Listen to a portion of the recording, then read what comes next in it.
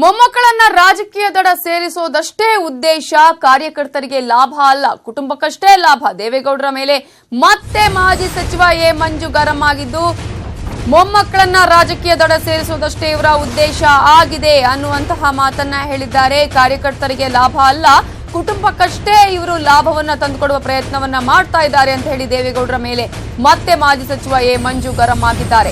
ಹಾಸನದಲ್ಲಿ friendly fight ಕೇಳ್ತಾ ಇಲ್ಲ, ಓನ್ಲಿ ಫೈಟ್ ಕೇಳ್ತಾ ಇದೀವಿ.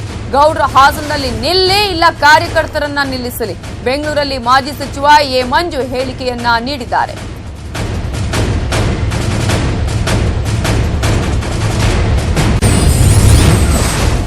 ಈಗಾಗಲೇ ದೇವೇಗೌಡರ ಮೇಲೆ ಎ ಮಂಜು ಹರಿಹಾಯ್ತಾ ಇದ್ದಾರೆ, ಸಾಕಷ್ಟು ಆಕ್ರೋಶವನ್ನು ಹೊರಹಾಕಿದ್ದಾರೆ. ಕೇವಲ ತಮ್ಮ ಮಗನನ್ನ ಮೊಮ್ಮಕ್ಕಳನ್ನ ಬೆಳೆಸುವಂತಹ, ಕುಟುಂಬವನ್ನ ಬೆಳೆಸುವಂತಹ ಪ್ರಯತ್ನ ಮಾತ್ರ ದೇವೇಗೌಡರು ಮಾಡ್ತಾ ಇದ್ದಾರೆ ಅನ್ನುವ ಮಾತನ್ನ ಹೇಳಿದ್ದಾರೆ. ಮುಂದಿನ ದಿನಗಳಲ್ಲಿ ಅಸೆಂಬ್ಲಿ ಚುನಾವಣೆನೂ ಕೂಡ ಕಾಂಗ್ರೆಸ್ ಮೈತ್ರಿನಲ್ಲಿ ಹೋಗ್ತೀವಿ ಅಂತ. ಯಾಕೆಂದ್ರೆ ಏನಾರು ಆಗ್ಬಿಟ್ಟೆ ಮೊಮ್ಮಕ್ಕಳನ್ನ ಏನಾದ್ರು ಒಂದು ದಡಕ್ಕೆ ಸೇರಿಸಬೇಕು ಅನ್ನೋ ದೃಷ್ಟಿನಲ್ಲಿ ಹೇಳಿದ್ದಾರೆ. ಬಹುಶಃ ಮುಂದಿನ ದಿನಗಳಲ್ಲಿ ಜನ ಪಾಠ ಕಲಿಸ್ತಾರೆ. ಯಾಕೆಂದ್ರೆ ಇವ್ರು ನಾನು ಕಾಲೇಜ್ ಡೇಸ್ ಇಂದನೂ ನೋಡ್ಕೊಂಡ್ ಬಂದಿದ್ದೀನಿ. ಇವತ್ತು ದೇವೇಗೌಡರ ವಿರುದ್ಧ ಹಣದಲ್ಲಿ ಅಥವಾ ಅಧಿಕಾರ ದರ್ಪದಲ್ಲಿ ಚುನಾವಣೆ ಮಾಡೋಕ್ಕಾಗಲ್ಲ ಅಂತ ನನಗೆ ಗೊತ್ತಿದೆ. ಆದ್ರೆ ಜನದ ವಿರುದ್ಧ ಯಾವುದೂ ನಡೆಯಲ್ಲ.